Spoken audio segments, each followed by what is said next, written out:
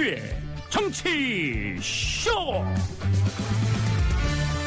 안녕하세요. 70억 분의 1의 사나이 마성의 중독성 대체 불가 정봉주의 정치쇼 정봉주입니다.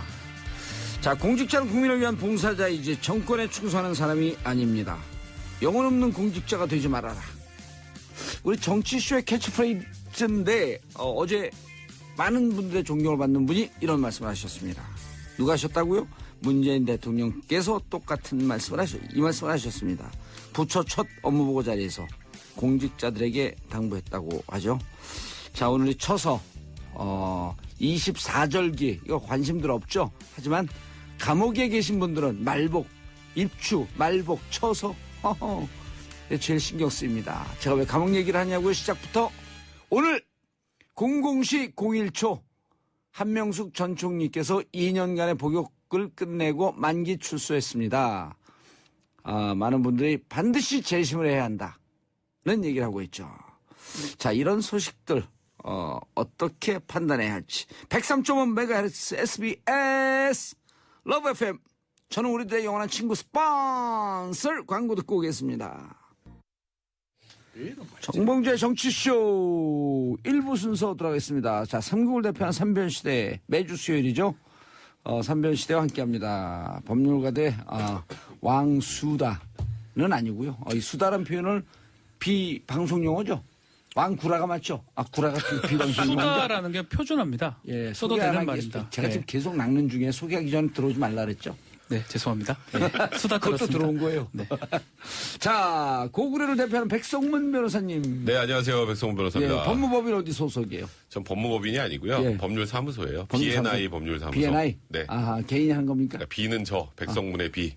I는 또 임방글 변호사라고 또 이 방송을 하시는 변호사 있어요. 둘이 그러니까 B&I입니다. 방송 기획사네. 자, 신랄 대표하는 김태현 변호사님. 안녕하세요. 예. 핸드폰 그만 보고 인사 좀 제대로 해요. 안녕하세요. 예, 아니에요. 핸드폰 봐도 돼요.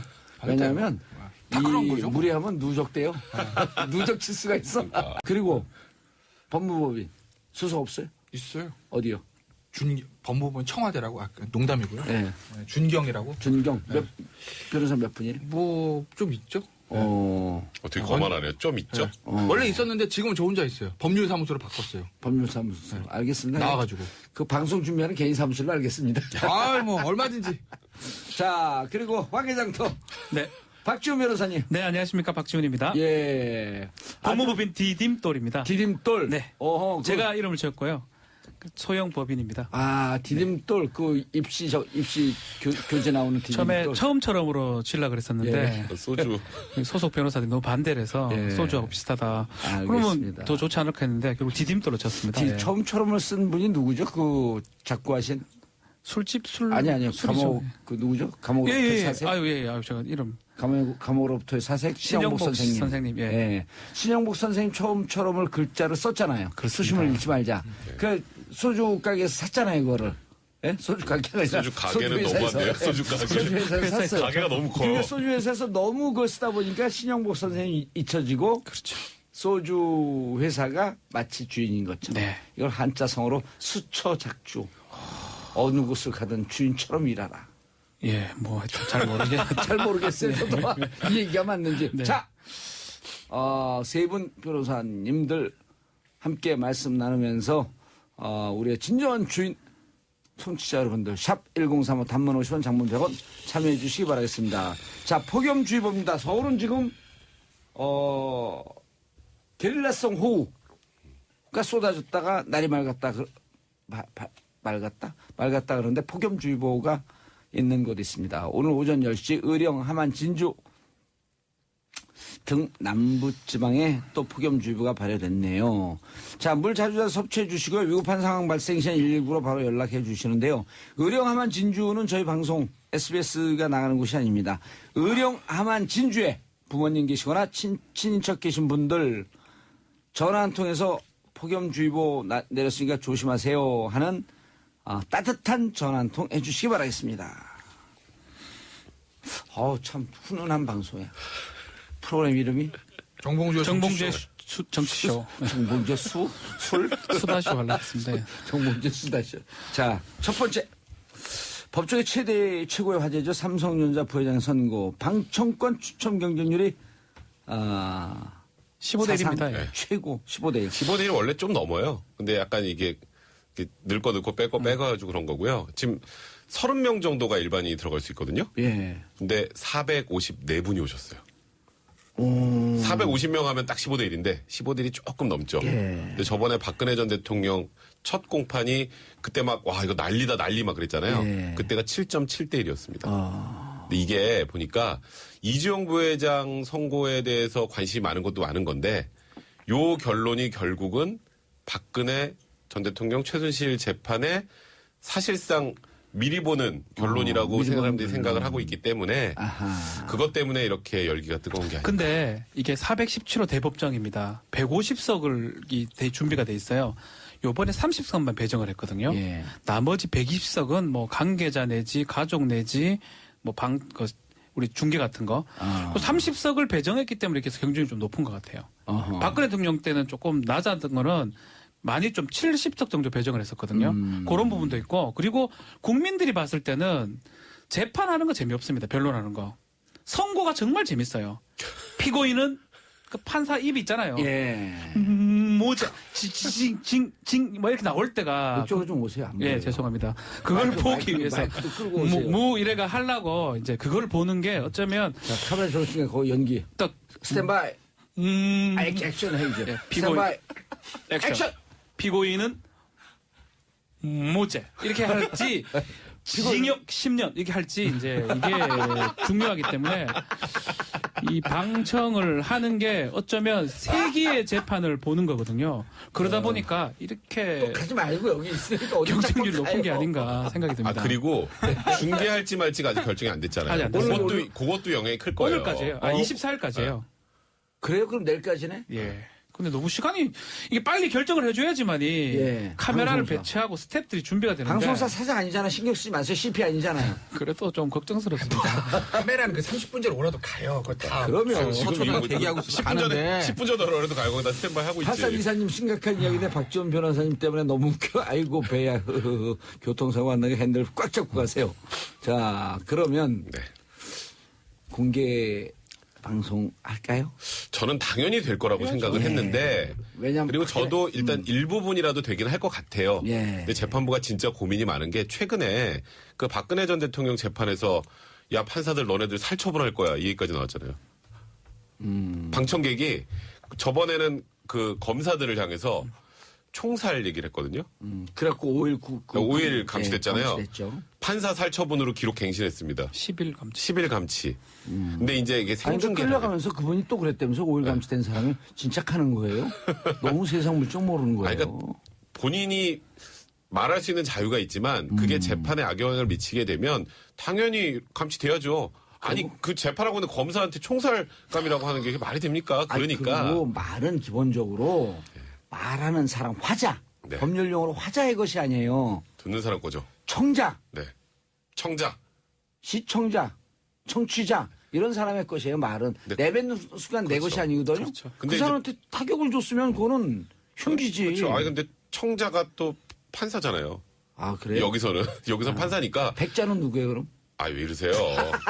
그래서 재판부 입장에서 예. 박근혜 전 대통령 유죄 나오면 판사들 살처분해야 된다는 얘기까지 하니까 이쯤 되면 저는 감치보다 더 센 게 있었으면 더 센 걸 하시지 않았을까? 김세현 부장이 이제껏 감치한 적이 제 기억이 잘 안 나거든요. 거의 없을 거예요. 이분이 되게 인자하고 되게 좋아요. 제가 재판 3번 정도 가봤는데 갈 때마다 너무 잘해줘가지고 근데 결과는 무섭게 나옵니다. 근데 이제 네. 이러다 보니까 중계하고 있는데 판사 살처분, 그렇죠. 뭐 검사 총살 이런 얘기들이 막 이게 지금 박 전 대통령 지지자들이 이정 부회장을 옹호하고 있잖아요. 그렇죠. 구조가 비슷해요. 그리고 제가 말씀드렸던 것처럼 여기 결론하고 나중에 박근혜 전 대통령 결론이 같을 가능성이 많기 때문에. 쌍둥이 위정은 내부 쌍둥이. 위정이 아니 그러니까 이게 지금 법정이 굉장히 소란스러울 가능성이 많다 보니 그래서 줄였다. 이걸 쫙 공개하는 게 맞나라는 그래서 거 하고. 30명으로 줄이고 그리고 생중계도 계속 고민을 고민하는 하는 것 거예요. 같아요. 아니, 대법원 규칙 바꿔놨는데 중계하지 그건 뭐 그래 고민하노. 그런 생각이 듭니다. 저는. 자 포인트 관전 포인트 무슨 관전 포인트? 재판을 보면 재판 보면요. 예. 결국 유무죄죠. 아니 사실 생존 유무죄인데 왜 저 보는 사람들이요. 성질을 내세요. 우리끼리 다 아는 것처럼 그거 뭐다 뻔한 거죠. 이러면 듣는 사람들이 그러니까 팔짱 끼고 승질 좀 내지 말아요. 아니 그러면 듣는 사람들 뭐라냐면 그거 말하라고 니네 사법고시 패스할 기회 줬던 거야. 그리고 출연료 주고 SBS에서 그럼요. 잘할게요. 포인트는 말. 블라디미르. 비타 500인가? 아니 비타나 비타나 비타나 비타나는 V. 출장이니까 관계없고 네. 블라디미르입니다. 블라디미르입니다. 그 왜냐면요.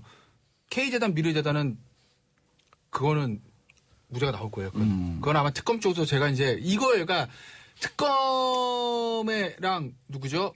저 변호인 측이랑 마지막 그러니까 결심하기 바로 전날 최종 쟁점 정리 기를 했어요. 그동안 서로 쟁점에서 막 얘기하고 판사가 막 물어보고. 그게 이제 대화록 풀 워딩 이만큼 돼요. 제가 다 이걸 읽어봤을까요? 안 읽어봤을까요? 다 읽어보죠. 봤죠. 그럼요. 왜냐하면 근데, 예. 급수는 14포인트에서 15포인트. 네. 그 다음에 더블 스페이스. 한 칸 건너서. 근데 그게. 앉아서 보는데 20분이면 가요. 근데 이게 한정이 이렇게 써가지고. 에이. 그냥 하면 이게 글자짜면 이만큼 된다니까요. 어디서 말하는 소리 있어요? 당구 칠 때 하나 치고 2개 올린 사람하고 똑같아. 글자가 작아요. 근데. 빠키 했는데 안 빼는 사람. 금방 볼만해요. 봤는데.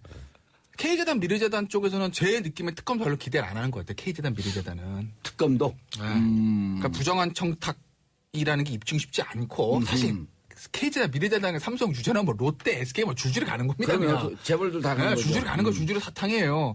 그러니까 그거는 삼성 측에서도 별 이렇게 걱정 안 하는 것 같고 특검도 그러니까 거기 그런 얘기는 없지만 제가 느끼긴 그래요. 근데 말이 문제예요. 승마 지원, 블라디미르 요거. 예?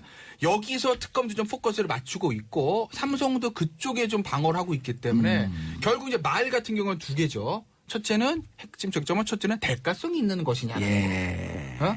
그러니까 이제 특검은 뭐라고 그러냐면은 삼성의 모든 경영권 승계 과정 이직원위 회장이 쓰러진 다음에 이재용 부회장한테 회사를 넘겨줘도 되겠는걸? 그래가지고 삼성물산과 제일모직 합병 과정에서 엘리엇을 막기 위해서 국민연금을 동원하고 그 다음에 금융주주회사부터 공정위 동원해서 전자 주식 처분하는 것까지 그 일련의 과정들에 대해서 대가관계로 박근혜 전 대통령 VIP라고 부르잖아요. 예전에는 박통희 독일로 유라를 지원해줘라. 요 암묵적인 서로 간에 어떤 공감대가 있어가지고 돈을 줬다 이거고 삼성은 그렇게 안 보는 거죠. 예. 삼성은 대가성도 전혀 없었다라는 거고. 승마협회 지원이다. 네, 승마협회 정상적인 지원이고 개별적인 현안에 대해서 문제를 봐라. 박통은 아무것도 모르고 있었다. 예. 수첩 보면 무슨 정유라가 있냐, 말이 있냐, 승마가 있냐. 그냥 삼성의 현안들에 대한 단어만 있고 지원이라는 얘기도 없다. 그리고 관련자들도 모두 그렇게 진술을 한다. 예. 그러니까 대가성이 없다. 그리고 이제 뭐죠 저거. 공모관계도 입증될 수 없다. 예. 이거 두 가지 얘기하는 건데 재밌을 거예요. 예. 이거 저 한마디만 좀 하고 여기에서 그 보통 변호사들이 네. 조폭 이론을 많이 예를 들잖아요. 그렇죠. 조폭 보스가 가서 얼굴 몇 대를 때리고 가슴 몇 대를 쭉 받고 그렇죠. 이 그 MMA로 패대기를 치고 이렇게 하지 않고 야, 그 저칠성파 기분이 좀 안 좋아. 그럼 알아서 안 되는 거 아니에요. 좀 이상하다. 네. 얘 네. 좀 어떻게 해라. 하다 말도 아니지. 뭐예요. 그런데 사실은 증거로 따졌을 때 형사재판에서는 조폭 이론 입증되기가 쉽지가 않습니다. 예. 그렇죠. 이번에는 두 가지 핵심적인 게 나왔어요. 갑자기 우리의 정유라가 나와서 진술을 했고요. 예. 걔는 거기가 다 수혜를 받은 사람이거든요. 예. 또 한 가지 삼성이 모를 리 없었다. 그렇죠. 거기에다가 본인이 받았고 거기다가 이제 캐비넷 문건이 예. 알게 됐는데 그게 그게 스모킹 민정실에서 건이라고 했죠? 만들어진 문건이죠. 삼성의 승계 지원.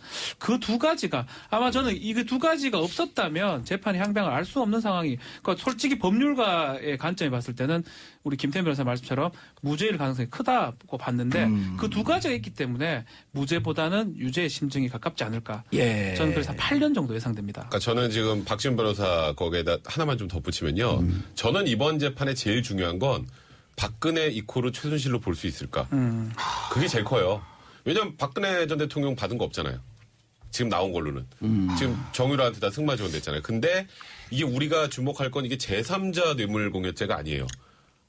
그러니까 그냥 단순 뇌물죄예요.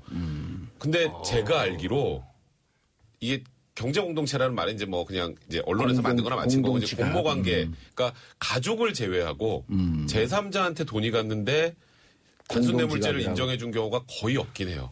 판례가 없어요? 예, 그게 가장 큰 문제인 것 같고. 저한테 넘어오시는 건가요? 아니, 그건 아니고요. 왜 이러세요? 그 다음에 또 하나가 이재용 부회장이 미래전략실에서 알아서 한 건데요. 저 잘 몰라요. 그리고 최지성 부회장도 그거 제가 다 알아서 했고요.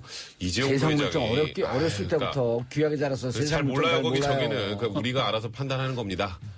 그러니까 이재용 부회장 구하기 작전에 나온 거잖아요. 요 두 개를 뚫을 만한 이제 증거들이 어느 정도 확보가 돼 있느냐가 그 방패를 뚫을 만한 창이 제대로 유무죄 판단의 결정적인 말씀드릴까요? 예, 덧붙여야겠습니다. 저기 백성원 변호사 아까 했던 얘기가 제가 주구장창하는 얘기잖아요. 박통이 노래 받은 게 아니라 최순실 씨가 받은 거니까 두 사람의 공모관계가 입증되다는 얘기 제가 항상 하잖아요. 그래서 이제 이게 이제 뭐 그거 경제 공동체는 그런 얘기가 나오는데 그 대화록 마지막 쟁점 정리기일 때 나온 얘기들 보면 특검이 또 그 얘기를 합니다. 그러니까 재판장이 김진동 부장인가요? 김진동 부장입니다. 네. 뭐라고 묻냐면 근데 이렇게 이 제3자랑 이게 공모해가지고 공무원이 아닌 일반인이 돈 받았는데 공모해가지고 단순 뇌물죄 된 사례가 있습니까? 그랬더니 특검이 대답을 못해요. 없는데요? 이렇게 얘기하는 거. 이게 첫 번째 사례라는 거죠. 그렇기 때문에 그 부분들, 그러니까 법원 입장에서 보면 가장 중요하게 생각하는 게 판례와 선례거든요. 그러니까 법원에서 유죄가 나온 판례를 또 고사하고 검찰에서 그렇게 기소한 사례가 없다라는 거잖아요. 특검도 얘기를 하고 있는 것이거든요. 그러니까 그 부분의 거를 어떻게 뚫을 수 있느냐는 게 특검의 그거 좀 고민일 거고. 그래서 제가 두 번째 백성원 변호사님께 두 번째가 뭐였었죠? 두 번째 이재용 부회장은 나는 몰라요. 모르쇠. 모르쇠를 또 열쇠가 있겠느냐. 네. 그리고 또 하나 이제 앞서 말씀드린 2주 전에도 우리가 똑같이 한 얘기인데 그 캐비넷의 문건의 그 내용인데 캐비넷 문건에 만약에 구체적인 내용들이 들어와 있으면 박준 변호사 얘기가 맞죠.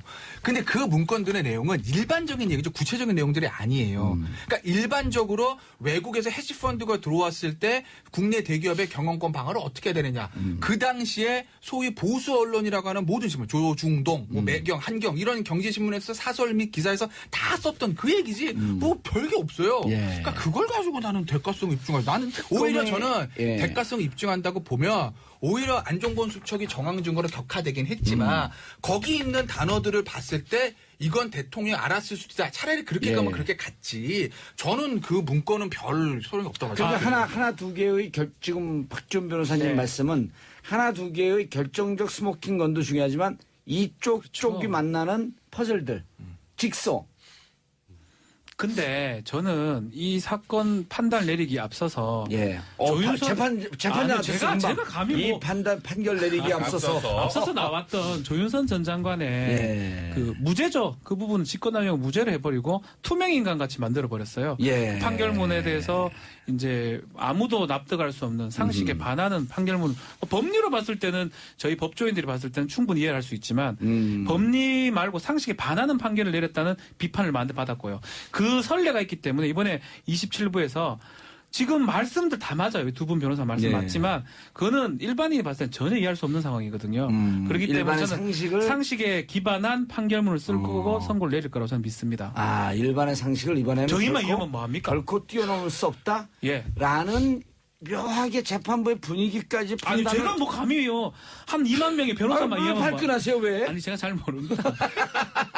우리 2만 명 정도 2만 명의 변호사만 아는 그런 판결이 돼서는 안 된다는 생각이 듭니다. 그러니까 지금 말씀하셨던 것처럼 변호사만 이해하고 일반 국민이 이해 못하는 판결이 나오면 안 된다라는 얘기를 하신 것 굉장히 저도 공감을 할 수 있으나 저는 뭐 이번 판결 유죄 나올 가능성이 높다고 생각은 하긴 하지만 증거에 사실 법과 증거에서 법원이 판단을 해야지 일반 국민들의 여론이 유죄니까 이건 유죄 이렇게 가면 안 돼요. 그건 안 돼요. 그러니까 저도 관련 증거들 그 조각조각 맞춘 증거들이 뇌물죄를 인정하기에 충분한 정도의 증거가 쌓였다면 그리고 최순실과 박 전 대통령의 공모관계를 입증할 만한 증거들이 충분하다면 예를 들어서 의상실 의료비 의상비 대납 그다음에 옛날 집 사고 뭐 이런 거 할 때 또 임선희 씨하고 최 씨가 했던 거 이런 것들을 통해서 이 정도면 충분히 공모관계 그다음에 이건 뇌물 받은 걸로 인정할 만하다면 유죄가 나오는 거고요.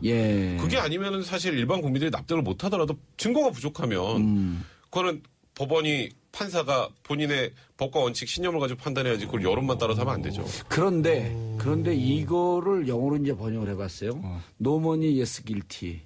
Yes money, no guilty. 유전무죄, 무전유죄. 무전유죄. 이건 그럴 수 있는 사안 아니에요. 이게 이제 우리 사회에 네. 많은 국민들 어느 정도 제가 여론조사를 해봤더니요. 네. 4,999만 명이 노머니 예스 길티를 믿고 아니, 있어요. 그러니까 뭐 그런 게 예. 저는 이해는 하는데 무전유죄, 노머니 예스 처음 길티. 들어봤어. 당연히 처음 들어봤죠. 처음 들어봐도 설득이 되잖아요. 첫 판례도 설득이 된다는 거야. 딱 그러니까 예를 들어 알겠네. 이런 거 예를 들어서 큰 끝났어요? 아니 계속 가요. 같은 길 계속 쭉 가요. 그러니까 큰 실력 사인에 신경 쓰지 말고 야구 선수에 사인을 보냈는데. 무슨 뭐 재벌이나 뭐 큰 유력 정치인의 아들이 뭐 성폭행 사건 일으켰는데 거액의 학위금을 확 주고 합의 한 20억 확 주고 그 전관 변호사 다 동원해가지고 집행유예 이러면 유전무죄가 맞죠. 알겠습니다. 근데 이건 끝났어요? 이거는 아직 하고 넘어가죠. 이제 좀 기다리고 있죠. 7900님 이번 재판 딱 하나만 알아주시길 모든 국민이 두 눈 딱 뜨고 지켜보고 있다는 거. 9014님 김태현 변호사님 블라디미르 러시아 유학 블라디미르. 발음 큐트. 권민정님 오늘도 출근하면 정보위에 정치쇼 들어요. 조은채님 핵사이다 김태현 변호사님 곰돌이 박준 변호사님 한삼남 백성문 변호사님 덕분에 수요일 오전이 즐겁습니다. 무슨 프로그램? 정봉주의 정치쇼 103.5 예. 저는 광고 듣고 다시 돌아오겠습니다. 채널 고정하소서. 정봉재 정치쇼 2부 순서 들어가겠습니다. 지금 여러분들께서는 고구려를 대표하는 백성문 변호사, 신라의 김태현 변호사, 신라가 백제로 왔다 갔다 하는 화개장터 박지훈 변호사님 자리하셨습니다. 장터는 잘 되고 계신가요? 네, 잘 되고 있습니다. 예. 자, 김태현 변호사님 아까 하셨던 말씀. 유전무죄. 그러니까 이 사건은 그럴 수 있는 사건이 아니니까 물론 이재용 부회장가 돈이 워낙 많다 보니까 엄청난 호화병원단을 꾸린 건 맞는데 이게 그렇다고 해서 이제 유죄를 무죄로 뭐 이럴 수 있는 사안이 아니에요. 사안 자체가. 그리고 이제 국민 감정 이것도 얘기 잘못하면 욕 좀 먹을 수도 있는데 제가 원래 맨날 욕 먹는데 욕 먹 이래 하도 욕을 많이 먹어가지고 댓글만 안 보면 돼. 그렇죠. 저 봅니다 근데. 예. 당장 여기서도 보여요. 보여요. 뭐 아까도 뭐. 근데 국민 감정이랑 일반 국민 여론 얘기하잖아요. 예. 그거는 형량에서는 얘기가 있을 수 있어요. 예를 들어서 이건 집행유예 해줘도 되는데 국민의 여론이 너무 뜨거우면 실형 이렇게 할 수도 있고 실형은 살만한 사안인데 국민들이 여론이 이거 너무 불쌍한 사람 아니냐? 그 정도 우리가 이해해줘야 되는 거 아니야? 그러면 집행유예 할 수도 있어요. 그런데 이 사안은 유죄 무죄는요. 국민 여론의 영향을 받아서도 안 되고 받을 수가 없다고 저는 봐요. 그렇지 않습니까? 판사가 자기가 봤을 때 아무리 봐도 증거가 유죄인데 국민이 불쌍하다니까 무죄. 아무리 봐도 내가 무죄인데 국민이 쳐버리니까 유죄 이럽니까? 그건 사법권이 무너지는 것이기 때문에 저는 그건 그래서 안 된다고 보기 때문에 이 재판부가 저는 잘 판단하실 거라고 봐요. 알겠습니다. 자, 그러면 재판부 분위기를 살짝 얘기하면서 오래 하지 말고 다른 건 넘어가야 되니까 그것도 살짝 해야 되죠, 하면서 이따가. 유무죄 혹은 유죄일 경우에 몇 년? 재판부 저는 분위기 살짝. 지금 현재 나와 있는 증거 자료면 재판부 분위기 30초 이내. 네, 유죄가 나올 것 같아요. 그리고 재판부 입장에서 굉장히 부담스러울 거고요. 이번 판단은. 그래서 유죄가 나오는데 저는 개인적으로 생각할 때 이제 국외재산 도피죄는 좀 힘들 것 같고 뇌물 공여하고 이제 횡령이 약간 패키지로 패키지로 묶이거든요. 많이. 그래서 저는 한 7년 정도 7년. 선고가 되지 않을까 아하, 싶습니다. 유죄 7년. 재판부 분위기. 백성보다 아까부터 앞에 말한 논거는 저랑 비슷한데 결론이 다르네요. 원래 그래. 인생이 그래요. 저는 똑같이 태어났는데요. 사주도 똑같은데 성공과 실패가 왜 바뀌는지 모르겠어요. 제가 아까 말씀드렸던 그 이만한 거 있잖아요. 그 양쪽 그 별로 마지막 쟁점 정리가 제가 다 봤는데 제가 재판장이라면 저는 무죄 씁니다. 저는 왜냐하면 제가 재판장이라면 특검이 제시하고 있는 증거들과 저는 유죄 못 써요. 납득이 안 되는 부분도 있어요. 그러니까 저는 무죄를 뭐 주장하고 근데 이제 재판부가 어떻게 할 것이냐는 건데 양쪽의 공방기일의 대화록을 보면 재판장이 질문하거든요. 변호인과 검사, 특검한테. 재판장은 속마음을 알 수 없으나 거기에 나와 있는 것만 보면 어딘만 제가 느끼기에는 재판장은 특검의 공소유지에 대해서 당신 지금 뭐 하는 거야? 이런 생각 가지고 있어요. 하는 질문들을 보면 계속 물어봅니다. 특검을 제대로 대답을 못해요. 아까 제가 얘기했던 것도 그렇고 당신들 지금 뭐 하는 거지? 이 정도로 되겠어? 라는 생각을 가지고 있는 것처럼 보여요. 그 워딩만 보면. 그렇지만 이 재판의 묘미는 그렇다고 해서 꼭 재판장이 무죄를 그건 또 아니거든요. 왜냐하면 이제 항상 재판하다 보면 피고인한테 막 유리하게 해주는데 끝에 가서 결론이 바뀌는 경우가 이렇게까지 기회를 줬는데 당신 답변 못했잖아. 이렇게까지 압박을 했는데 답변 잘했어. 그리고 압박하면 무죄. 마지막 공판길에 특검에 대해서 계속 질문을 하는 것들이 특검 입장에서 보면 저거를 보강하라는 소린가? 그렇게 하면 보강해서 들어갈 수 있는 거기 때문에 그때 분위기랑 결론은 꼭 일치한다고 볼 수는 없는데 어쨌든 제가 느끼기에는 그 마지막 쟁점기인 결과만 보면 무죄를 갈 것 같다. 저는 무죄를 제가 재판이면 무죄를 쓴다는 거예요. 알겠습니다. 아주 수려한 판결문이 나오지 않을까 예상이 됩니다. 수려한? 그러니까 증거 부분하고 막 쓰면서 그렇다고 하더라도 이거는 유죄라는 판결문을 쓰기 위해서 뭐 그런 질문을 한 것 같고요. 이렇게 전 예상이 됩니다. 유죄라고 하는 판결문을 네네. 쓰기 위해서 특검에게 까다로운 질문을 그렇죠. 했다. 질문하고 아하. 그 수려한 판결 이유를 아마 적을 걸로 보이는데 피고인 이재용은 징역 8년.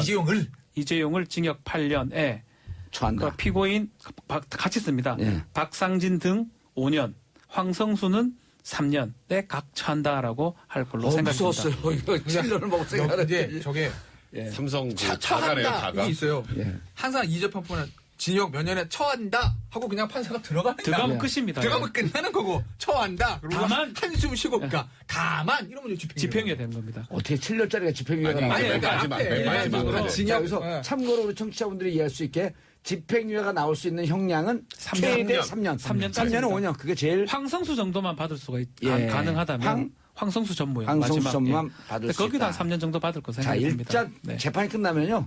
피고인이고 변호사고 딱 돌아서고 일단 나가요. 하루 쉬어. 그다음부터 다시 이제 항소. 근데 이럴 수 있어요. 예. 그러니까 이재용 부회장이 만약에 실형에 나오면 거기면 계속 구속돼 있는 건데 최지성 나머지- 실장이나 장충기 사장 같은 불구속 법정 상태거든요. 구속됩니다. 그러니까 구속. 예. 그건 선택이에요. 그러니까 징역 5년에 처한다. 그래도 바로 법정 구속해서 이렇게 영장 주거든요. 이렇게 해서 예. 이거 주면. 그리고 데리고 들어가죠. 네. 예. 그렇게 할 수도 있고 다만- 법정 구속은 아직 대법원 확정 판결 날 때까지 안 하는 경우들도 꽤 있어요. 많죠. 요새. 다툼이 있을 때 쟁점이 있는 사건들은. 함으로 그래서 그건 안 할 가능성이 있어요. 예. 근데 제가 도저히 봤을 위험이 때는 없고. 예, 최지성 실장이나 장충기 차장 같은 경우는 중형에 나온다 하더라도 저는 법정 구속 안 할 걸로 봐요. 홍준표 그러면요. 그러면요. 후보가 더 고통스러워. 그냥 들어서 사는 게 나아 차라리. 만약에 최종적으로 유죄가 나온다 빨리 들어서 빨리 나오는 게 좋긴 하겠죠. 자, 알겠습니다. 다음 주제. 뭐야 이게? 검찰이 국정원의 민간 댓글부대 사건에 대해서 본격적인 수사에 착수했다? 네. 일단 그 국정원 적폐청산 TF에서 예. 새로운 사실이 나왔죠. 민간인 팀장 한 30명 포함해서 아이디 한 3,500개를 가지고 SNS부터 그다음에 인터넷 포털까지 무차별적으로 댓글을 달았다. 예. 그래서 국정원법 위반, 공소법 위반 문제가 제기가 됐다. 이런 얘기가 나오면서 이거 그럼 재수사해야지. 라는 얘기가 나왔습니다. 그래서 지금 서울중앙지검장이 누구죠?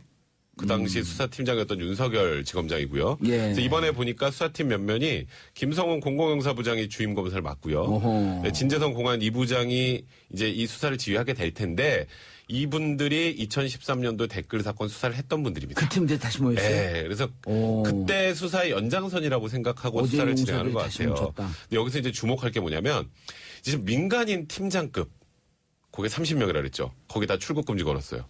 못 나갑니다. 이제 해외. 그러니까 여기를 수사를 하겠다는 건데 지금 공선법은 공소시효 지났으니까 국정원법 위반 딱 하나거든요. 예. 그럼 국정원 직원의 정치활동 금지예요. 정치활동 금지인데 이 사람들은 민간이잖아요. 민간인 아니에요. 근데 민간이지만 국정원 직원과 공모하여 국정원법을 위반했다는 게 하나 있고, 받았으므로. 예, 또 제일 중요한 건 계절 압수수색했어요. 국정원법 위반인데 계절 압수수색할 거 없잖아요. 그죠? 근데 왜 압수수색을 했느냐? 압색. 이게 지금 압색.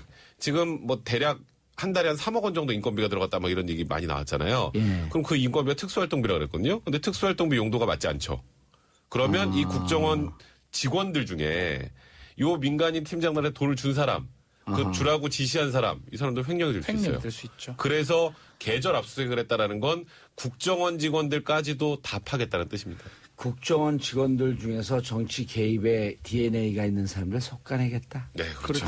지금 중요한 부분은 민간인들, 팀장들하고 연결된 국정원 직원을 찾는 게 핵심 같아요. 민간인들이 또 MB죠. 그때 그 사람들이죠, 대부분. 네. MB 지지자 팬카페 양지회 같은 거. 이런 예. 양지회는 이제 전국 국정원 전쟁. 퇴직자들 퇴직자 모임도 예. 있고요. 또 그리고 늘 푸른 희망연대도 있고. MB를 지지하는 단체. 네네. 그런 단체하고 국정원 직원, 그러니까 그 당시에 국정원 직원인데 돈이 흘러갔을 거 아니에요?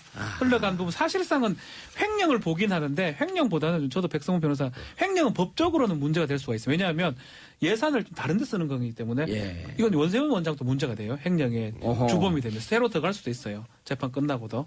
요것 때문에 들어갈 수 있어요? 들어갈 수 있습니다. 근데 문제는 그거보다는 그 당시에 연루가 됐던 국정원 직원을 찾아내는 방법이 아닌가 이렇게 지금 보입니다. 법적인 문제보다도 법적 문제는 겉으로는 그렇게 보이지만 속내고 사실은 실질적으로는 그 당시 연계됐던 국정원 고구마 줄기를 캐내려고 순을 삭삭삭삭 지금 쫓아 들어가는 과정이다. 국정원법 위반이 중요하죠. 이제 검찰 입장이나 청와대 입장에서 봐서. 왜냐하면 횡령배임도 나쁜 죄인데 횡령배임은 어디나 있는 죄입니다. 그러니까 제가 해도 된다는 게 아니라 일반 사기업에서도 그렇고 공공단체에서도 그렇고 회사 또 횡령배임 웬만한 큰 기업도 털면 배임 횡령 다 나오잖아요. 그러니까 제가 그게만 잘했다는 게 아니라 그렇기 때문에 국정원 개혁이라는 어떤 명분을 잡기 위해서는 사실은 횡령배임보다는 국정법 위반이 중요해요. 형량과 상관없이. 정권 입장에서 보면 그런 측면들이 있어요. 그리고 횡령배임은 애매한 측면도 있고 이게 특수활동비니까 특수활동 원래 이런데 쓰는 건데요? 라고 해버리면 그게 애매한 측면들이 있어요. 근데 결국 이제 국정원법 위반이 뭐가 중요하냐면 하나는 아까 이제 두 사람 얘기했듯이 연결고리가 있어서 예를 들어서 국정원 직원이 나오면 그 국정원들은 민간인들은 야 이거 찬양하는 댓글 좀 달어라고 하면 그게 이제 정치 개입을 시킨 거로 볼 수 있잖아요. 예. 국정법 위반이 하나 있고 민간인들 입장에서 그래요. 예를 들어 제가 민간인입니다. 제가 민간인인데 제가 막 이명박도 너무 좋아요. 혼자 막 댓글 달았어요. 죄입니까? 아니잖아요, 그거는. 내 민간인이 한 건데.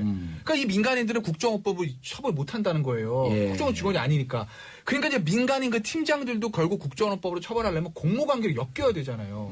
그러려면 국정원 직원 딱 잡아가지고 국정원 뒤에 백모 국장이 김태현 팀장한테 활동비도 주고 부탁을 하고 그래서 내가 그 돈을 받고 댓글을 달았다. 했다. 그러면 둘이 공모하는 거잖아요. 아하. 그러면은 국정원 백국장 김태현 팀장 같이 국정원법 위반으로 공모관계로 처벌받을 수 있으니까 그게 제일 중요한 거죠. 검찰 입장에서 보면. 예. 그런데 샵 1035 단문 50원 장문 100원 샵 1035 문자 보내주시기 바라겠습니다. 많은 분들이 지금 문자를 보내주고 계신데 0838님 이전 국정원 진짜 캐명캘속 의혹이 진짜 국정원급 0945님 원래 국정원이 하는 일이 뭐였죠? 헷갈릴 지경.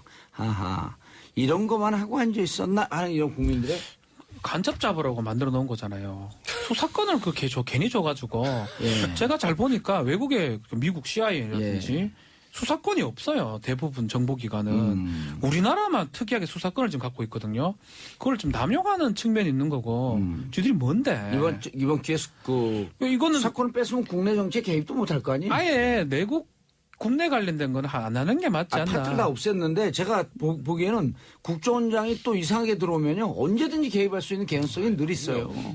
그러니까 김종필 전 총재도 그런 말을 했거든요. 본인이 만들었잖아요. 이거 지금 그렇죠. KCIA를. 60년 초반에. 그럼에도 불구하고 본인이 잠시 수사권을 줬는데 이게 이렇게 이용될 줄은 몰랐다. 결국 권력을 잡은 사람 위정자 입장에서는 이용하기 제일 좋은 게 1인차 정보기관이거든요. 알겠습니다. 그러니까 수사권을 뺏어야 됩니다. 알겠습니다. MB를 지지했던 단체들이다. 그리고 국정원장 결국 변론 제기는 안 했네요.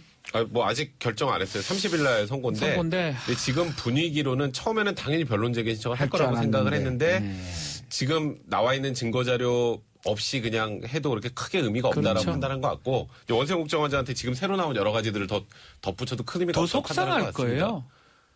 다시 또 받는 거거든요. 그래서 여기 이제 변론 재개 신청을 안 하고 그냥 선고를 할 확률이 좀 더 높아져 가는 분위기이긴 합니다. 구형 4년이 좀 싸다 이런 분위기 있잖아요. 아니요. 싸다. 그래 받아놓고 또 재판하러 그리고 지금 이제 또 수사하는 과정에서 원세훈 국정원장의 지시로 예를 들어서 특수활동비가 이렇게 유용이 됐다면 횡령이 되니까. 아까 횡령 같은 걸로도 추가로 또 처벌할 수 있으니까 지금 이미 횡령 크잖아요. 국정원법 위반, 공직선거법 위반으로 기소가 돼 있는 상황이기 때문에 여기에 이번에 나온 자료들이 이제 증거 자료로 추가는 됐어요. 저희가 굳이 변론 제기할 필요 없다라고 사건 하다 보면 뭐 폭력 사건이라든 마약 사건 하다 보면 이거 재판 다 끝나가는데 하나 더 나오잖아요. 억장이 무너집니다.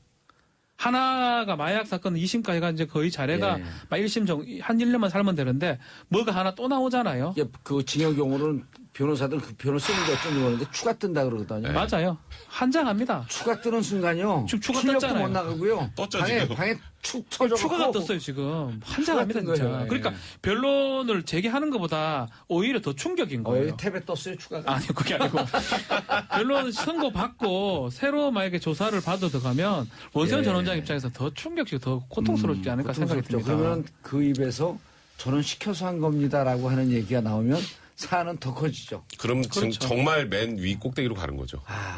뭐 제가 굳이 언급을 안 해도 그 꼭대기가 거기 누군지 다 그러다 아실 보니까 거예요. 검찰의 전략이 그거 아니겠나 하는 생각이 들어요. 거기입니다. 예. 거기. 근데 이제 맨 위로 올라가는 건 부담스러울 거예요. 이게 또 지금 일단은 보수 야당 쪽 입장에서는 아니 그 옛날 국정원 그렇죠. 그 노무현 김대중 때부터 다 해야지 왜 이거 딱 보수 10년 해가지고 또 전직 대통령을 노려?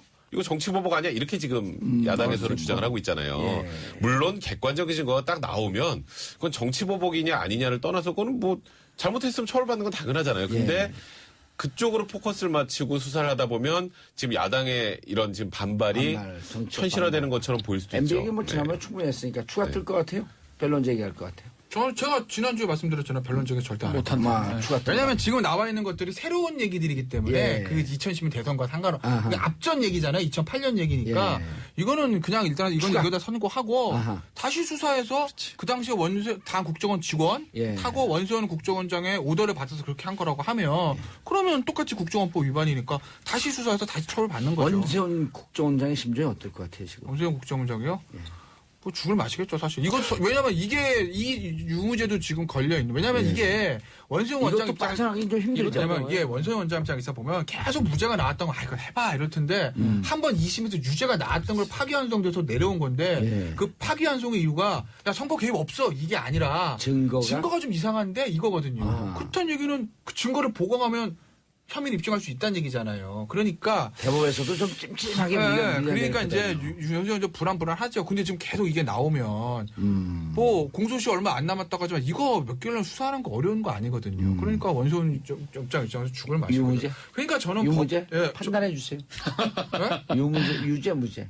원세훈 국정원장 이건 저는 이게 정확히 내용 먼저 전 유죄 나올 것 같아요. 생물이에요, 생물. 유죄. 왜냐면은 저는 파기환송한 이유를 제가 보는 거죠. 예. 파기환송 이유가 그럼요. 이거는 선거 개입이라고 볼 수 없어라고 하면은 모르겠는데 그게 아니라 무죄 취재 파기환송이 분명히 아니었잖아요. 그게 아니고 증거 부족. 그 검찰, 그러니까 증거 부족하니까 무죄 입증 안 됐다가 아니라 검찰이 제시했던 특검이 제시했던 증거들의 이메일 같은 게 특정이 안 돼 있다는 거예요. 누가 쓰고. 그러니까 그거 좀 특정 좀 잘해서 가져와 이거거든요. 그러면 유죄 너희들 때리고 그냥 예, 인정할게. 그런 몇 취지이기 년? 때문에. 6년요? 아, 이거 내가 저 사건, 뭐, 1심에 4년 나왔었어요? 그럼 뭐 4년 할게요. 구형 4년인데. 9년 4년, 그럼 한 3년 나오겠네요. 그렇죠. 네, 3년 나옵니다. 아 유무죄를 먼저 얘기해. 유죄죠. 무죄 3년 이렇게 할 수는 없죠. 피고인 원세훈을 징역 3년에 처한다. 이렇게 될 것 같습니다. 다만은 무슨 다만이에요. 이건 다만 나올 수 있는 사안 아니고. 이건 다만 아니에요. 이건 다만은 안 나오고. 다만 못 나옵니다. 뭐 저도 징역 3년인데 징역 3년에 처한다. 그럼 판사 일어납니다. 그럼 법정 구속하는 거예요 이제? 아, 이건 해야죠. 그리고 아까 말씀하셨던 것처럼 제대로 배치해서 좀 이렇게 확실하게 합시다가 이제 대법원 파기환송 그렇죠. 이유라면 예. 이번에 추가된 증거들이 증거로 채택이 됐어요. 예. 그럼 그 부족한 거에 증거로 채택이 된 게 합쳐졌으면 당연히 유죄가 나오겠죠. 그래서 지금 원세훈 전 국정원장은 죽을 마실 거라는 생각이 드네요. 김세현 변호사님. 네. 31일이죠? 30일, 31일이에요. 뭐가요? 선고요? 예. 30일. 30일. 30일 선고 나고 예. 그 다음날 한국 이란전이 있는데 예. 원세훈 전 국정원장 볼 수 있을까요, 없을까요? 참고로 되게 잔인하게 그 안에서도 질문하네. 보여주지 않습니까? 근데 그 생방이 안 되니까, 생라이브가 안 녹화로 봐야 되니까. 되니까. 그건 생방이 됩니다. 아, 돼요? 그거 어떻게든지 볼 수도 있겠네요. 집에서 왜냐하면 보든 이게 거기서 보든. 아니, 근데 그거 열- 보고 싶겠어요. 12시 이전에 끝나면요. 예. 근데 그 미결에서 이거 기결이지. 네. 아니 미결이 아니, 이거 미결이죠. 미결이고요. 이게 이제 미결에서는 무죄 취재 제- 파기환송에 대해서 재상고하겠죠. 반대해서 유죄 나온 거기 때문에 또 예. 대법원 아, 올라가는 상고 거예요. 가능해요. 그날 8시부터 하기 때문에 그 국내에서 하는 거기 때문에 생방으로 해줍니다. 아, 역시 뭐 경험은 못 이기지 않습니까 우리가? 아무리 책으로 공부해도 경험은 못 이깁니다. 들어가 보질 않아가지고. 예. 그런데 징역 들어갔고 6개월 안에는 생방이 눈에도 안 들어와, 귀에도 안 들어와. 자, 4904님 7남매 맞이입니다. 우리 가족 친척 총동원해서 제발 바른 판결 나오라고 댓글 달 겁니다. 샵 1035 단문 50원, 장문 100원 문자 보내주시기 바라겠습니다. 자, 박승춘 전 보훈처장. 근데 이분도 지금 뭐 댓글에 뭐가 나와요? 국발협이라고 있어요. 국발협. 국발협이요? 이름 좀 그런데요. 국가발전미래교육협의회인데요. 예. 이 본인이 만든 단체인데 어. 이 단체가 이제 이 돈을 지원한 개입이 된 거를 좀 보이고 있고요. 국발협을 지원하라고 본인이 그렇죠. 직접 원세훈 전 원장이 지시한 녹취록이 나왔다. 그렇죠. 검찰 그럼 조사가 이건 이 건이에요? 시작됩니다. 또 다음 추가건이에요. 아, 이거 추가 뜬 거죠. 추가 또 뜬 추가 거죠. 뜬 거예요. 그러니까 지금 조금 전 거, 우리 지금 아이디 3,500개 민간인 지금 뭐 어쨌건 팀장 이거는 온라인에서 활동하는 거고. 예. 이건 이제 오프라인은 요쪽. 이건 아까 건 온라인. 단체. 오프라인이니까 오프라인 별개죠. 추가. 자, 박지원 변호사님. 네네. 이럴 줄 모르고 그랬을까요? 원세훈 원장이 이런 날이 올 줄 모르고 그랬을까요? 그때는 모르죠. 그때는 최고의 실적을 내야 되니까 할 수 있는 만큼 왜냐면 다 해야 되니까. 아까 그분이 물어봤잖아요. 국정원이 뭐 하는 건데 도대체 국정원이 왜 이런 것만 하고 앉아 있었어? 국정원이 뭐 북한 동향은 거의 안 보고 남한 동향만 엄청 많이 본 것 같습니다. 그래서 지원도 상당히 많이 한 것 같고요. 이거는 사실은 그때만 해도 그게 주요한 업무로 지금 보이네요, 상황상. 예. 예산 통제도 안 되고. 노크 귀순이 그때 있었나요? 뭐 그 무렵에 있었어요. 이거 다음일 거예요. 네. 요 다음이죠. 노크 귀순은 잡지도 못하고. 22사단. 노크 귀순자 어디서 인터뷰 나오대? 근데 지금 박승천 보훈처장은 워낙 또 그쪽 사람이니까. 극우 성향을 보였던 보훈처장이었기 때문에 저번 정권에 뭐 우리 임의리한 행진곡 문제도 그렇고 그 전에 기억하세요? 혹시 2012년인가? 그 DJ하고 노무현을 지지하는 걸 아까 종북이라고 표현을 하는 동영상 그 DVD 또 1,000개 또 보훈처 명의로 보내가지고 또 한번 문제가 됐었고. 그 다음에 광복회 워크숍에서 이런 얘기 했어요. 우리가 이 정도로 살게 된 거는 박정희 대통령의 공입니다. 2012년 대선에서 누굴 뽑아야 될지 아시겠죠? 박승춘 보훈처장이 네, 그때 발언이요? 선거법안 문제도 있었어요. 근데 그런 분이 보훈처장을 참 오래 하셨죠. 알겠습니다. 자, 김명수. 기사는 많이 나오는데요. 네. 잘 몰라요, 사람들이. 김명수 자체를 모른다는 게 아니고 왜 이분을 후보자로 지명한 게 이렇게 문제가 되고 있는지. 많은 사람들이 관심을 끌고 있는지. 그러니까 문제라기보다는 좀 이제까지 해서 관례를 좀 깬 거죠. 그러니까 대법원장 같은 경우는 대법관 중에 대장입니다. 쉽게 말씀드리면. 그러니까 대부분 이제까지 대법관은 총 몇 명이죠? 14명이요. 14명. 그러니까 대법원장을 대법관을 하고 나서 대법원장 가는 경우들이 많아요. 헌재 소장을 다죠, 거의. 거의 다예요. 거의 다. 한 번도 예외는 없어요. 그렇죠. 아니 정부 수립 초기에 한번 예외가 있었어요. 근데 이제 김명수 신임 대법원장 후보자가 일단 지금 춘천 지방 법원장이긴 하지만 대법관을 안 지냈거든요. 그러니까 어떻게 보면 두 단계 뛴 겁니다. 고법원장 건너뛰고 그 다음에 대법관 건너뛰고 대법원장을 간 거예요. 연수원 기수도 10개가 내려왔습니다. 13개 내려왔네요. 13개 기수가 내려왔어요. 그러면은 이쪽까지 대법원 관례들을 한번 지금 서초동 바글바글 할 거예요. 내년쯤에. 위에 있는 고법원장. 다 선임 지법원장 다 이제 나가거든요. 그렇게 되면 워낙 후배가 위로 올라왔으니까. 다 나가요? 그러니까 법에 그렇게 정해진 건 아닌데 그렇게 하죠. 길을 터주죠. 근데 이번에 검찰에서는 후배가 올라도 안 나갔잖아요. 그럼 아직 내년엔 보면 안 됐죠. 되게 2월에 나가요. 마지막 인사 보고. 이게 양승태 대법원장. 그런데 그렇기 때문에 이제 기수를 파비했기 때문에 파격을 한 측면이 하나 있는 거고 또 하나는 어찌됐든 간에 김명수 대법원장 후보자가 우리법연구회 출신이시고 그다음에 이번에 국제인권연구회를 그러니까 국제인권연구회라는 게 양승태 대법원장 중심으로 법원행정처랑 최근 강하게 부딪히고 있지 않습니까? 초대 2회 회장을 지냈고 어떻게 보면 지금 기존에 있던 법원행정처를 중심으로 양승태 대법원장과 전혀 반대되는 세력 그러니까 법원 내 야당 대표를 지금 대법원장이 임명한 것이기 때문에 사법부의 세대 교체뿐만 아니라 완벽하게 세력 교체가 되는 것 아니냐 그렇게들 보고 있으니까 지금 관심이 되고 있는 거예요. 너무 많이 뛰어넘었어요. 13기수거든요. 양승태 대법원장은 2기예요. 사법연수 2기고 지금 김명수 신임은 15기, 13기 차이면 원래는 6년이기 때문에 한 8기 정도 하면 그래도 이해가 되는데 양승태 대법원장이 너무 그 고참 중에서 나왔다라고 하는 얘기도 있잖아요. 뭐 그렇다고 하더라도 대충 한 8기나 9기에 맞추는 게 맞는데 8기 전수안 안 하겠다 강력하게 고사했고 뭐 그렇게 12기 박시환 안 하겠다.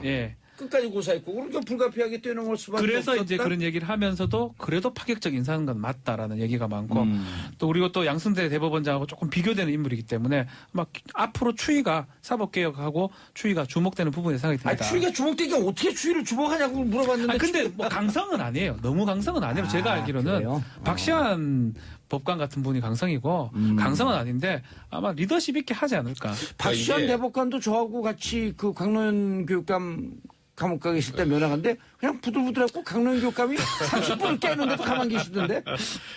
근데 이번에 이제 김명수 대법원장 후보자 같은 경우에 저는 일단 기수를 제외하면 굉장히 적절한 인사라는 생각이 들어요. 아, 기수를 제외하면. 네, 기수를 제외하면 이거는 요 기수는 좀 마지막에 말씀을 드리고 일단 지금 제일 기수라고 하면 안 문제가 돼. 기수라고 꼭 그래야 돼? 어떻게 되는 거 발음이? 저는 기수. 기수 여기는. 네. 기수.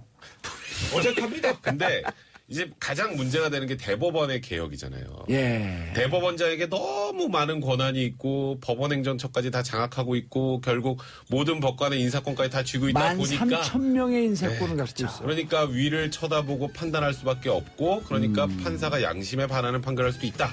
이제 이게 이렇게 쭉 흘러간 얘기잖아요. 거기다가 얼마 전에 판사 블랙리스트 얘기도 있었잖아요. 그건 뭐예요?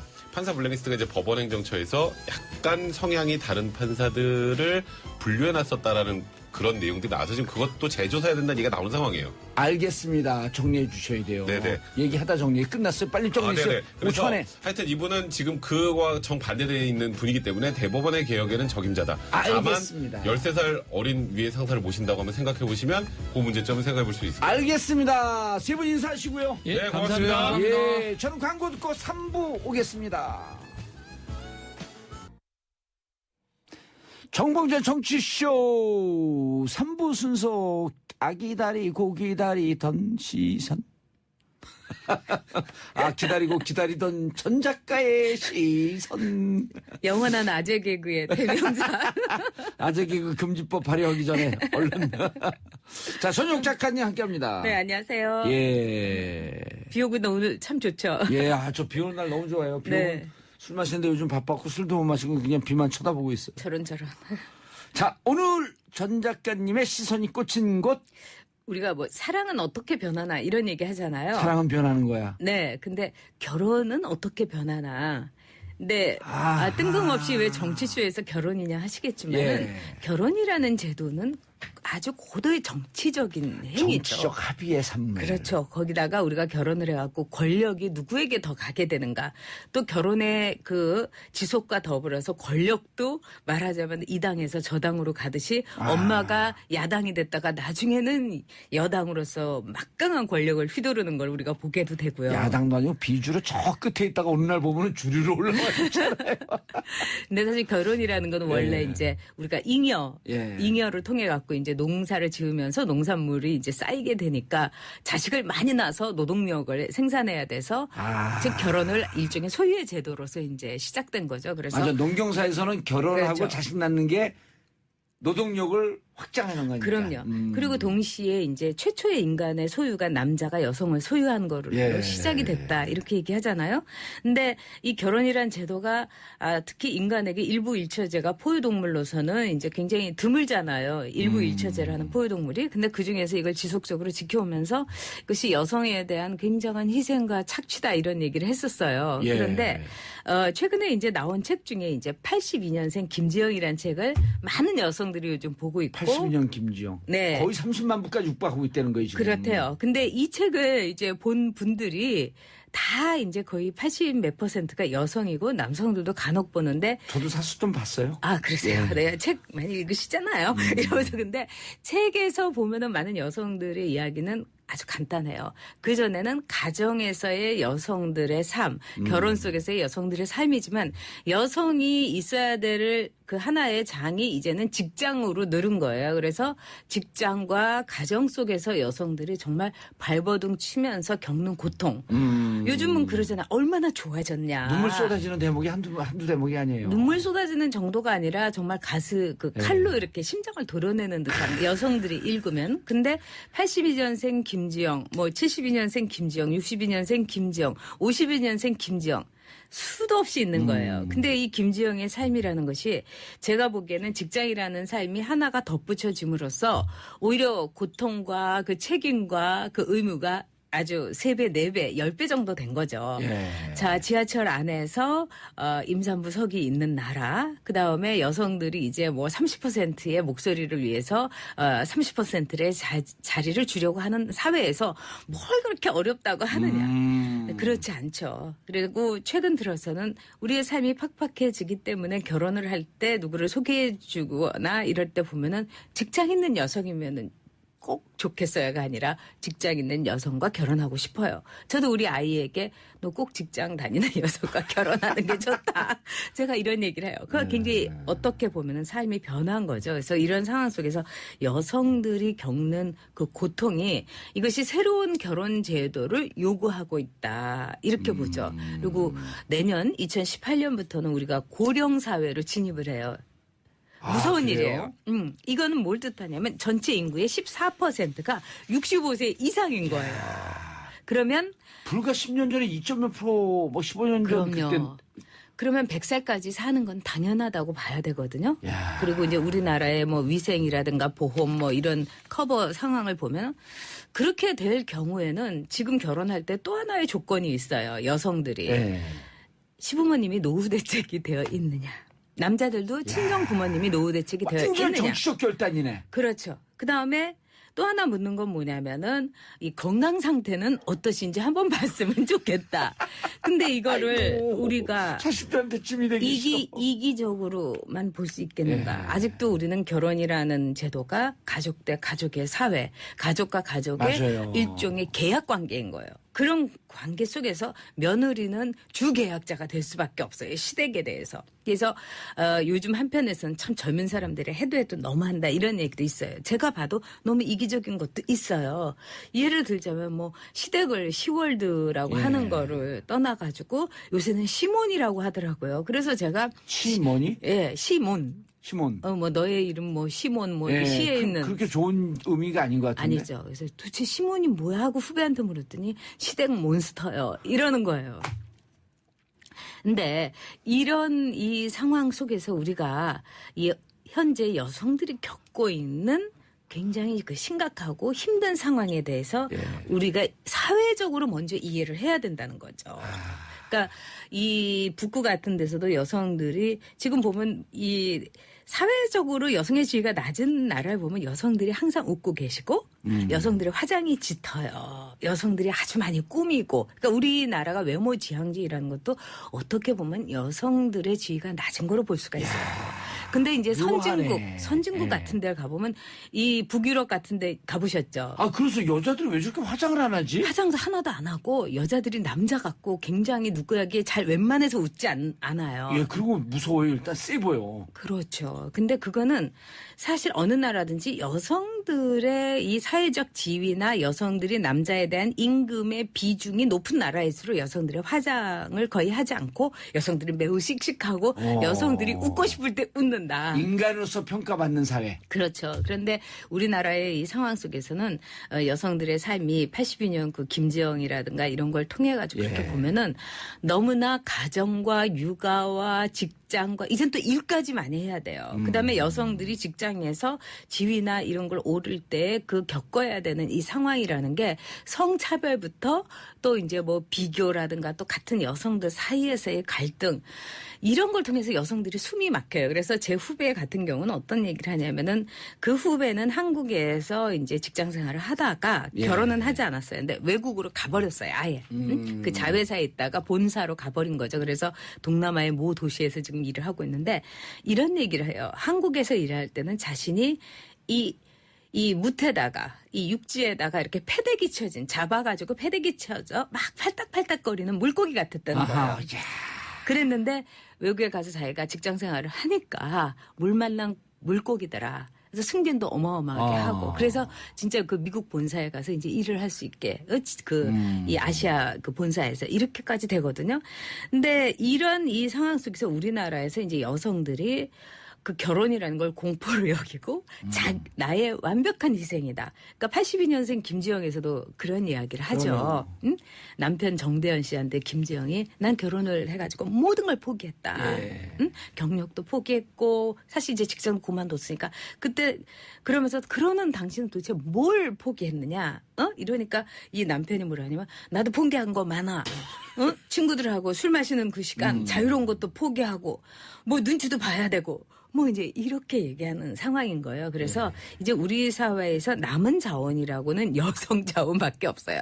우리 산업화 시대에 남성이라는 이 분들이 모든 에너지를 사실 다 쏟아 부었어요. 그래서 우리 남성들이 지쳐있기 때문에 여성이라는 자원을 통해서 우리가 또 제2의 성장을 특히 고령 사회에서 이뤄야 되기 때문에 이 여성이란 자원을 우리 사회에서 훌로 쓰기 위해서라도 여성들에게 부담을 좀 덜어주는 것이 좋겠다. 저는 이렇게 생각을 해요. 82년생 김지영 보면 거기에 그런 대목도 나오잖아요.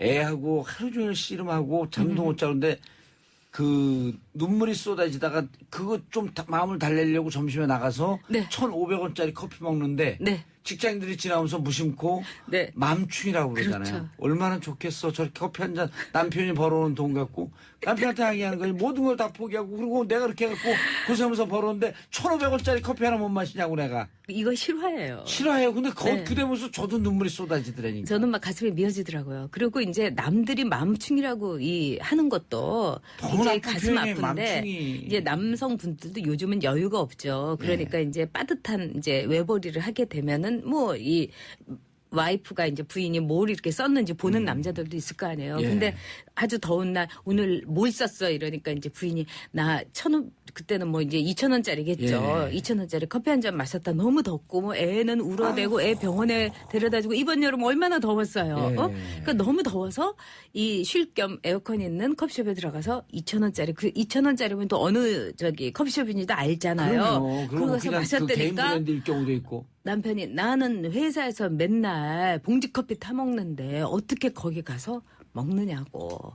그래가지고 이제 눈물로 이제 자기 얘기를 한 이야기도 들었는데 이게 우리 사는 거죠.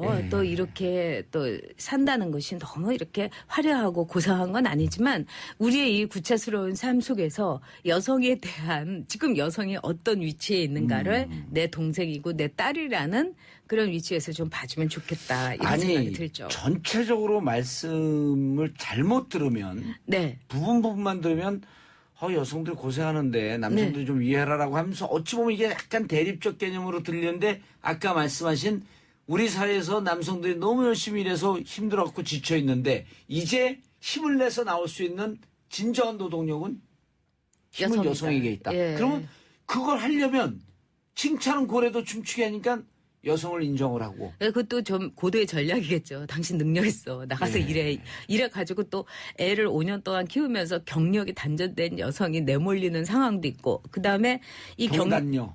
경력이 단절되면은 외국도 마찬가지예요.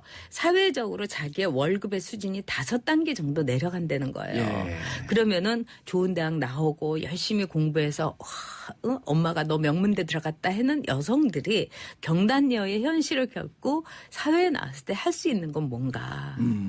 정말 요즘 우리가 고급 백화점에 가서 이렇게 보면은 백화점에 가서 보면은 정말 백화점에서 봉지에다 이렇게 담아주시는 분들이 얼굴을 보면 거의 무슨 대학 교수들 얼굴을 하고 있어요, 여성들이. 예. 그러니까 이걸 보면 참 저 여성들이 많이 배운 여성이라는 걸 금방 알 수 있는데 예. 그 여성들이 단순 노동을 하고요. 봉지에다가 담는 걸 하는 게 물론 뭐 그 여성들도 할 수 있고 다 할 수 있지만은 우리 사회에서 인력의 그 배분이 제대로 되지 않는 게 아닌가. 그 여성들의 그 동안에 일하고 싶은 그 열렬한 열정을 그 여성들의 능력과 어떤 적성에 맞는 데서 하게 되면 우리 사회가 얻게 되는 건 어마어마하거든요. 어마어마한 고급 노동력을 얻는 건데. 그래서 또 직장의 분위기도 굉장히 바뀌어져야 돼요. 그러니까 외국의 경우는 82년생 김지영이 피눈물을 안 흘려도 되는 것이 일단 아이에 대해서 퇴근을 한다든지 조퇴를 한다면 무조건 오케이예요. 예를 들면 우리 아이가 오늘 발레에 이 발표회가 있다. 무조건 오케이. 그다음에 아이가 아프기 때문에 나는 출장을 못 간다.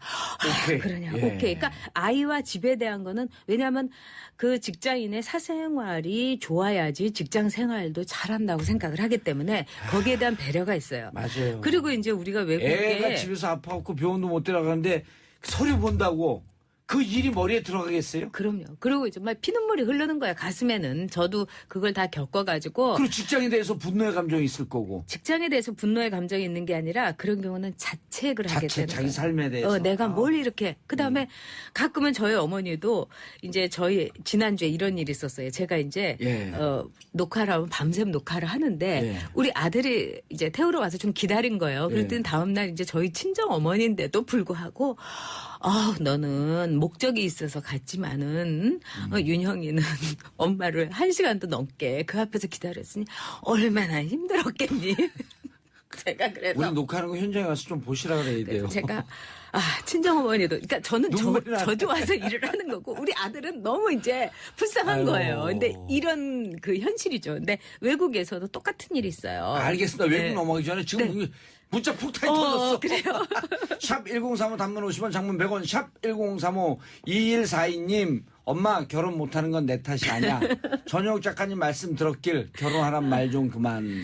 저희가 추석 앞두고요. 추석 때 가족끼리 피해야 할 질문 표현 10개 곧 만들 겁니다.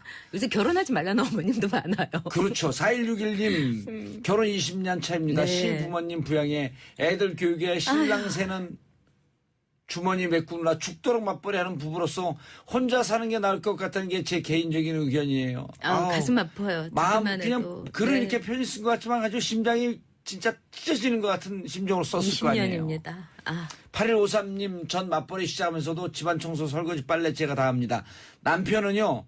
가사 돕는다고 생각하지 말고 이 가사가 내일이다 생각하고 함께 하셔야 돼요. 우리나라 남성들의 그 예. 가사 시간이 5년 전에 7분 정도고 지금은 그래도 30분이 안 돼요. 그 바쁜 와중에 집에 집안일 하는 저 와갖고 우리 집 와서 봐야 돼요.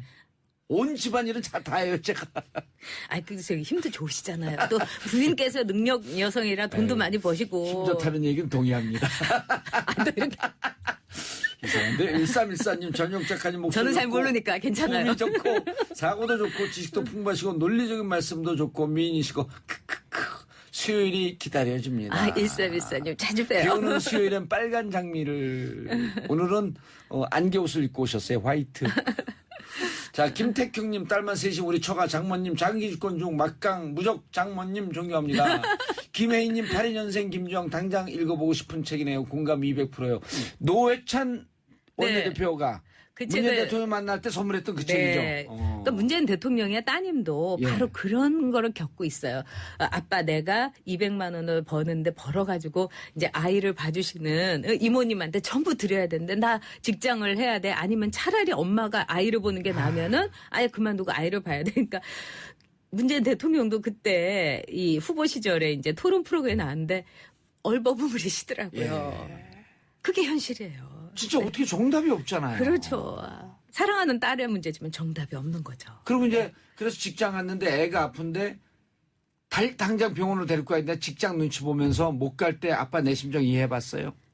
저도 그 똑같은 일을 그리고 애들이 한 4살에서 7살 때까지는 열도 많이 나고 그럼요. 그러니까 이제 그러니까 이렇게 업어 맺히고 막 그 응급실 달려갈 때가 많아요. 근데 밤에 열이 많이 나지만 아침에 돼도 열이 안 떨어질 때 그때 이제 어떻게 하냐고. 직장을 가야 되는지 병원에 있어야 되는지. 저는 정말 그때 직장을 못 갔는데 그리고 애를 이제 사람도 없었기 때문에 제가 애를 이제 했는데 병원에 데려왔는데 애도 울고 저도 울었어요 그때.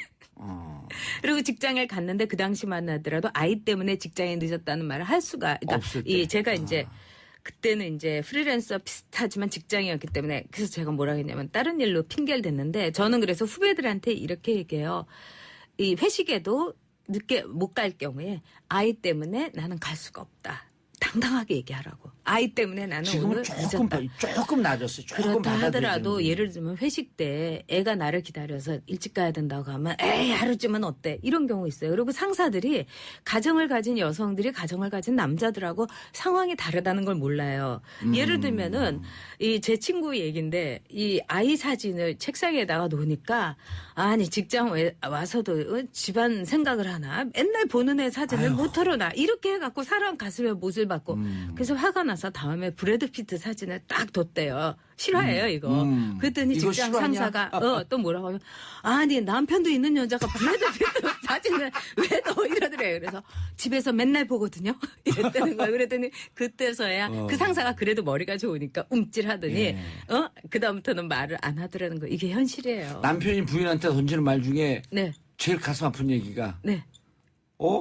애들 쑥 컸네? 아휴. 그러니까 옛날에 일본에서도 아빠가 맨날 술 취해가지고 막차 타고 집에 오니까 CF예요 이게. 예. 그러니까 아빠가 아침에 간시 일어나와서 자 안녕 이러니까 애가 뭐라 하냐 내일 아침에 또 봐요 이러는 거예요. 그게 현실이죠. 예, 오세훈님 네. 신혼 때 야근하는 제게 시어머님 전화하셔서 내가 벌면 얼마나 버냐고 내 아들 저녁밥 굶기면서 밖에서 그러고 있냐고 하셨거든요. 제가 더 많이 벌고 있었거든요. 참 저기 장하세요. 우프다. 밤에 남편 술 취해갖고 돌아와서 애들 겨우 이제 8시에 퇴근해서 씻기고 막 잠재우면 남편이 밥 차려줘.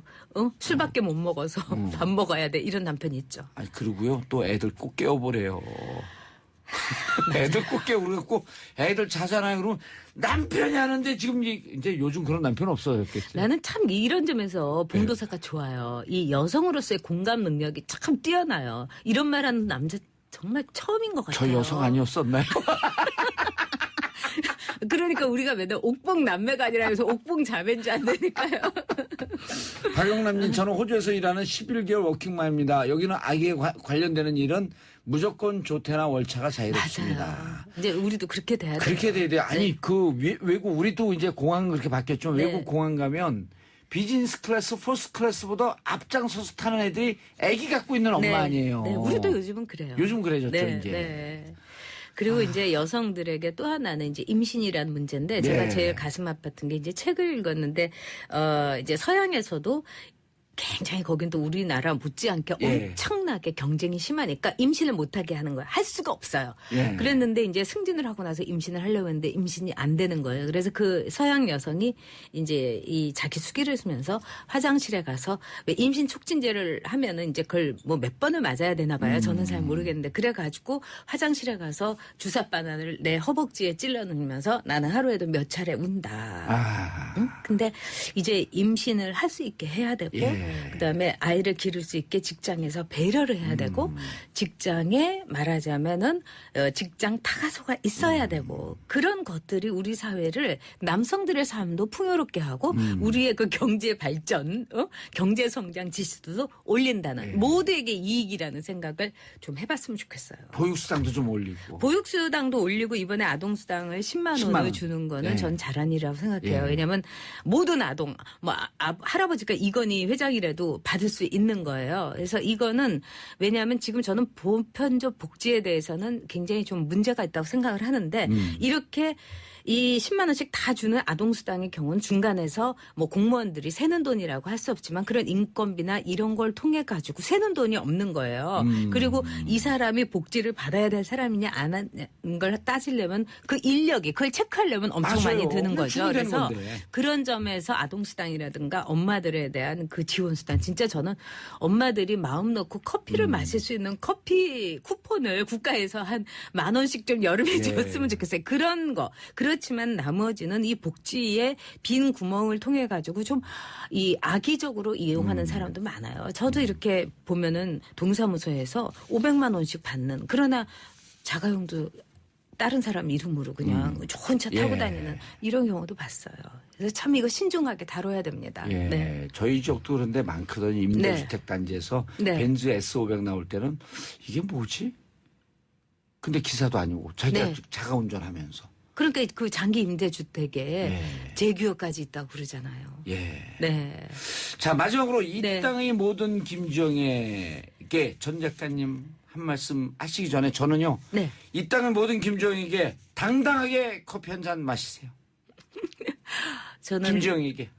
내가 얼마나 예. 이 땅에 힘들게 태어났고 힘들게 살고 있는지를 기억하라고. 그렇기 때문에 다른 사람에게 내가 더 이상은 힘들게 살 수는 없다는 거를 당당하게 요구하라고. 그리고 구체적으로 아플 땐 아프다고. 네.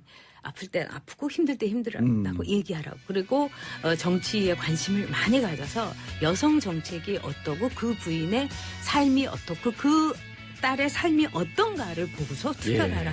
이왕이면 딸이 많은 정치인에게 투표를 했으면 좋겠다. 저는 이렇게 생각해요. 알겠습니다. 확실히 다르거든요. 알겠습니다. 전 작가님 인사하시고요. 네, 다음 주에 뵐게요. 예, 저는 82년생 김지영이 아닌 63년생 송지영에게 사랑한다는 말을 전하고 끝내겠습니다. 멋지세요. 자, 전 내일 10시 반에 다시 찾아뵙겠습니다. 바이바이.